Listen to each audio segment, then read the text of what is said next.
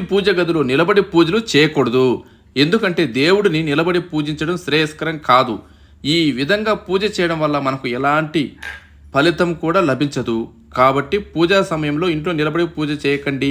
మీరు పూజ చేసినప్పుడు మీరు మొదట ఆసనాన్ని నేలపై ఉంచి దానిపై కూర్చొని మాత్రమే పూజ చేయాలని గుర్తుంచుకోండి. తల కప్పుకోకుండా పూజ చేయకూడదని గుర్తుంచుకోండి. స్త్రీ అయినా పురుషుడైనా పూజ చేసేటప్పుడు తలపై గుడ్డ పెట్టుకుని పూజ చేస్తే మంచిది.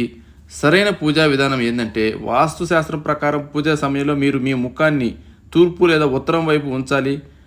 గంట, ధూపం, దీపం మొదలైన వాటిని కూడా మీ కుడివైపున ఉంచాలి.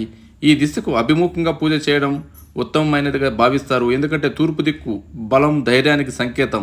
ఈ దిక్కున పూజా మందిరం చేయడం వల్ల ఇంట్లో నివసించే వారికి శాంతి, ప్రశాంతత, ఐశ్వర్యం, సంతోషం, ఆరోగ్యం చేకూరుతాయి. నుదుటికి బొట్టు పెట్టుకోకుండా పూజ కూడా చేయకూడదు. శాస్త్రాల ప్రకారం